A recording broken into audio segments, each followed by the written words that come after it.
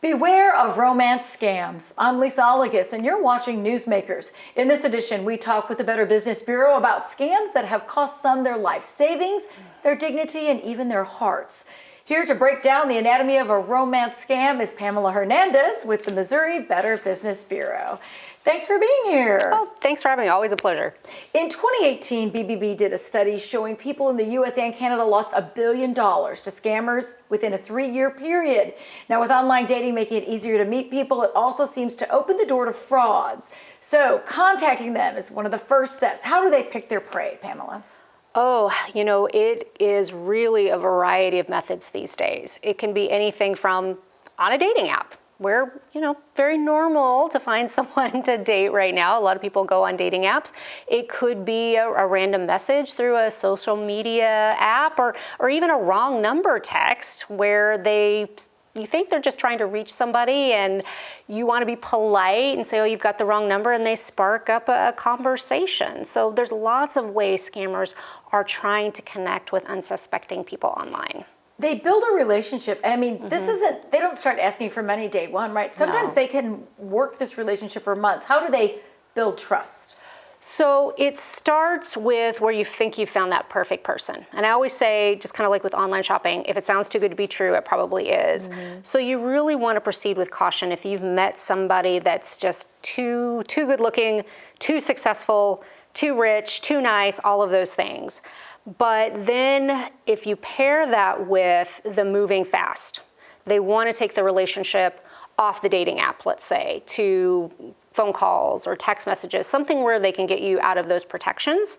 And then they start talking about, don't you trust me? Building that relationship. I want to be with you. We need to start building a future together. Pair that with, they can't actually meet you in person. Those are all sort of the classic hallmarks of a romance dating scam. So there was a thing, there's even a TV show called catfishing, right? Yeah. So how is catfishing and grooming, how are these two a little bit different when it comes to romance scams? Well, catfishing is kind of a lot of what we're talking about. It's pretending to be somebody you aren't, creating an online persona to try to get someone to trust you. And then once you've built that trust, there's that hard luck story. There's something wrong, there's a family emergency, there's a business problem, and of course you're out of the country so you can't get to your money. Or they want to build that relationship, they want to come see you, but they can't get to that money, and so they start asking you for money in order to take that next step in the relationship. So what all do scammers ask for from their victims? I mean, is it always send me money? How much is typically lost, and how does this rate as a risk, these romance? Well, in our 2023 data, we don't have 2024 data yet, it was number 5 riskiest. Now, the interesting thing is for 65 and older, it's number 2.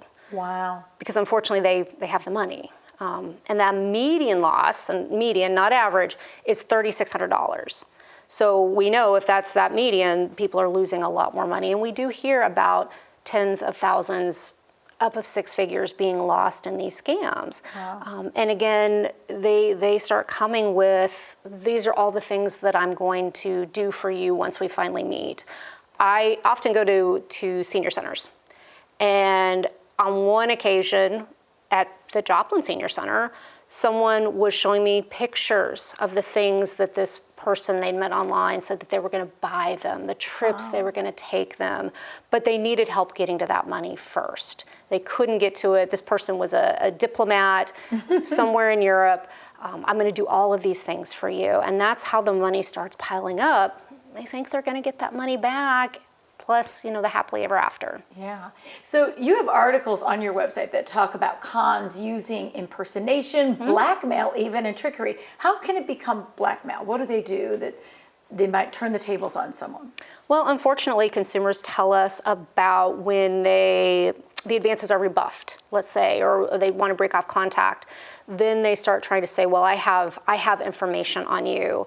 I know what you did on your computer. I have pictures from other things. And a lot of times, of course, these things don't exist, but there's a level of fear, and they don't know what someone might do, and will try to take advantage of someone that way. Well, and if it's a romance scam, some people are tempted maybe to send in those photos of themselves, and then that could be fodder for blackmail. Absolutely. Sometimes in what we think is love, we might do some questionable things online. So it's just really important to protect yourself. What happens that makes a victim not want to tell their family members? I mean, a lot of times these scammers figure out a way to isolate you. Yes, and it's embarrassing. That's the number one thing. When consumers make reports to BBB, or when I talk to folks out in the community, they're just so embarrassed. They can't believe they fell for it.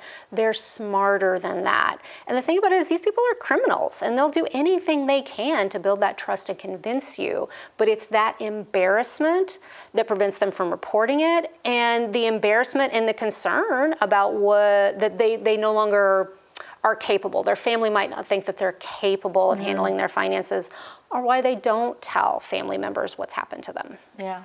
So your study recounts real stories where one victim was sent cashier's checks to cash and then send the money to the scammer who claimed to be in the military. The cashier's checks were stolen, so the victim was then sought by authorities. Does this happen a lot? Do scammers often get the victims to do things that are actually illegal?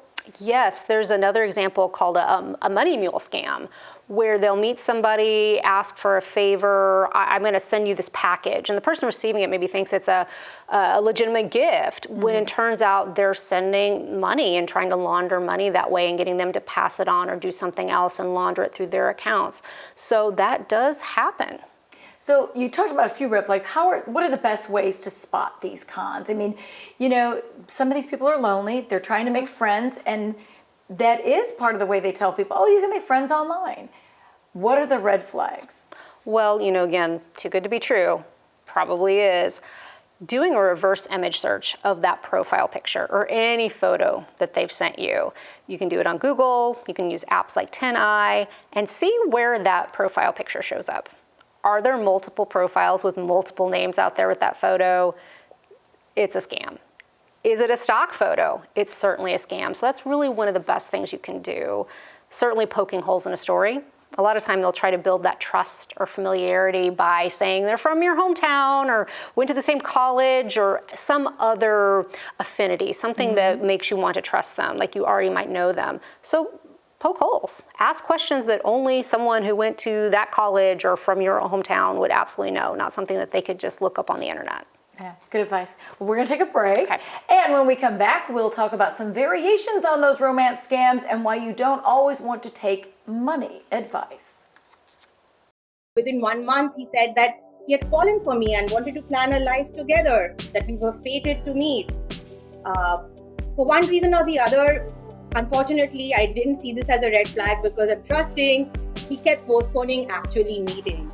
Work, travel, family emergencies kept engaging me in this fantasy about how we would just meet next week and planning this meeting in great detail.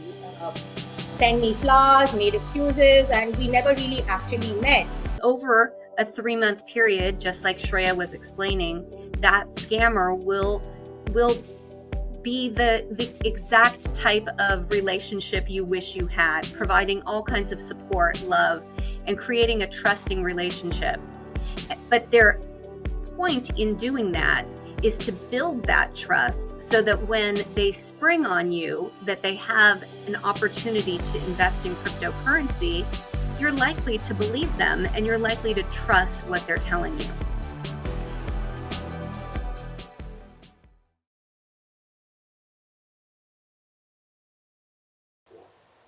We've talked about how romance scams start with dating sites, but sometimes those two are a part of the fake. Back with us to explain is the BBB's Pamela Hernandez. Well, Valentine's Day is close. People want romance. It's not just a dating site, but then sometimes the sites themselves, it's not just the people there, but sometimes the sites themselves might be a fraud.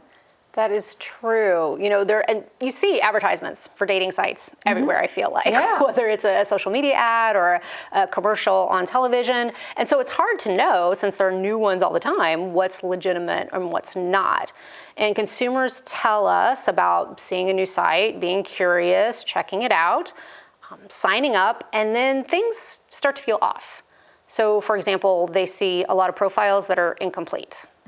Information's missing, pictures missing, or profiles that are there and then they're gone.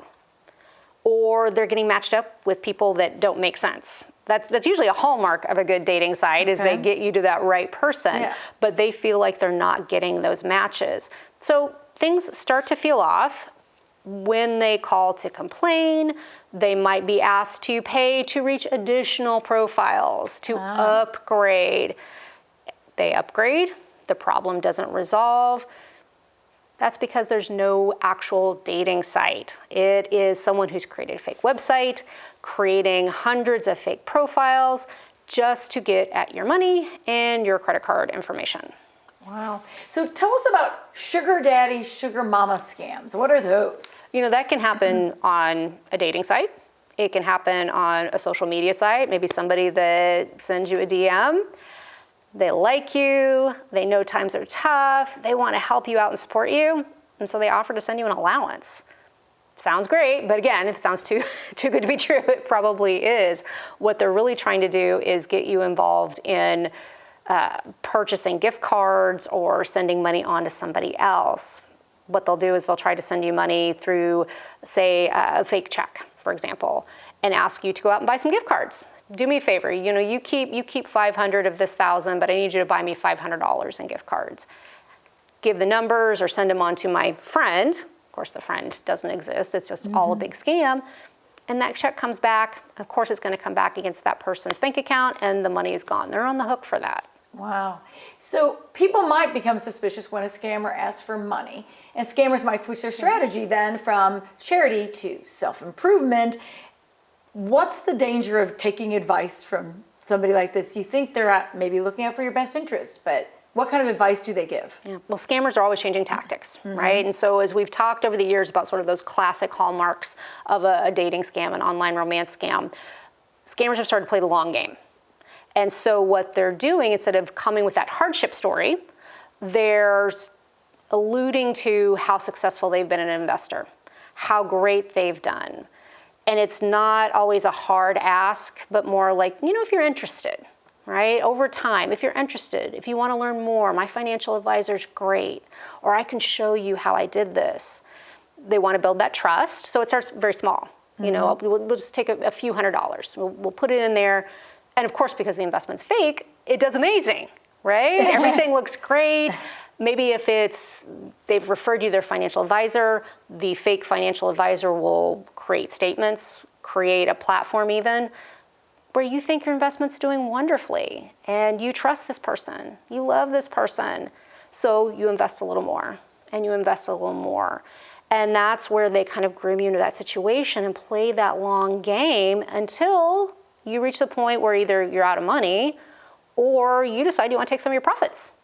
And there are no profits to be taken, and that person disappears. Wow. Oh, and it certainly can be a double problem because once you start, you may invest more than once. I mean, that's... Yes. And victims often do that? Yes, and that's what the scammers are counting on. They don't start with the big ask. What's an investment of a few $100s? Why don't you just try it and see? And they tie it to the future. If we're going to be together, if we want to build that life together, let me help you make some money. This will help secure our future. So it is about the self-improvement, but it's about the romance. It's about the happy ending and how you're going to be together. And so it hits people on multiple levels. Yeah. Well, we're talking romance scams, and it's not just relationships where we can get ripped off. Let's share some other Valentine's Day related scams. You say there are actually some fake florist scams. You know, those are those last minute shoppers. Someone forgets, someone didn't get a gift for Valentine's Day. The local florist, maybe whoever they regularly use, they're inundated, right? I mean, everybody's buying roses on Valentine's Day. So they can't get you the order, so you turn to the internet. That's what we do when we're trying to find something maybe we can't get locally. Find something that looks great, promise the delivery, put in the information and think, done. Well, consumers tell us about these fake florists that now they've got your money, your credit cards, and you're going to be in hot water on Valentine's Day because nothing's going to show up. Wow. And so they're sort of imposter sites, but they also have jewelry sellers that do this too. Is that correct? I thought I saw one actually even at Christmas time. So, they search for, the minute I searched for a product at Christmas time, I was getting ads that really weren't from the actual manufacturer. Is that really common? You know, Scammers know how to manipulate algorithms just like anybody else. Those We don't always realize that those are sponsored posts that come up when we're doing that broad search. You may think you're getting the same thing you saw for an ad for a national retailer or at your local shop, but it's oh so slightly different in the wording, and of course the quality of that item may be completely different when it actually arrives. And so they're pretty much a ripoff. Now, how do you spot those? How do you know that it's sort of an imposter site? Do your research. Go to bbb.org, see what their BBB business profile looks like, if they even have one. What do other consumers say? Or go to BBB Scam Tracker. See if other consumers have, unfortunately, fallen victim to a scam. You can do something as simple as going to your internet browser and typing in the name of the company, review scam, and see what other consumers have reported. You have a guide even to help people spot scams. How can people get that? Is it at the website? Scam Tracker, yes. bbb.org/scam tracker is a great place. It's kind of your one-stop shop. And there are some prevention tips. You can also go to bbb.org/scam tips to look at various types of scams and see those red flags, whether it's a romance scam, an online shopping scam, anything that you can probably think of. We've got tips and examples out there that consumers can help get educated. All right, we're going to take another break. And when we return, we'll review those red flags and talk about surviving scams.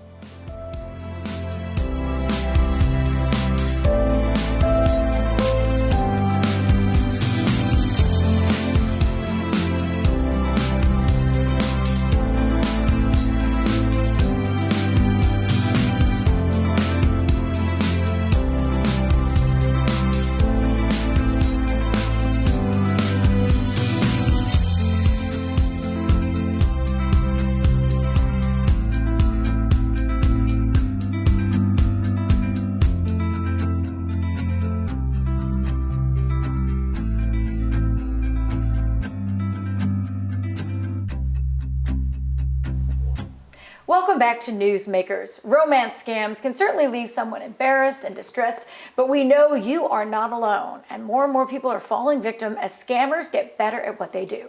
Pamela Hernandez is here again with more advice on this and what to do after you become a victim. So let's talk about this scam survival kit that you guys have with the BBB. Sure. So we have a resource. We introduced it last year called the Scam Survival Toolkit. So you can find it at bbb.org/scam tracker. There'll be a little link up at the top for the toolkit. And what it does, it helps a person create a personalized plan to move forward. When someone gets involved in a scam, and particularly a romance scam, there's a high level of embarrassment. They don't want to tell anybody, they're ashamed, but they need to take action to minimize damage. Mm-hmm.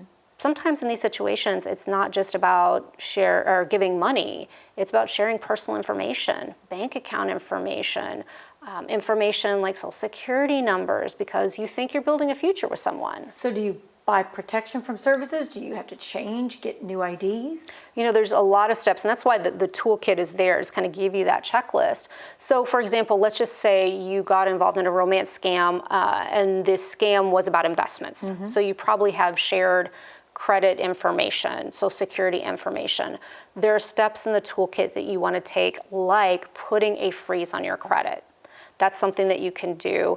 Honestly, it's a good idea for a lot of people to do anyway, just as a prevention these days.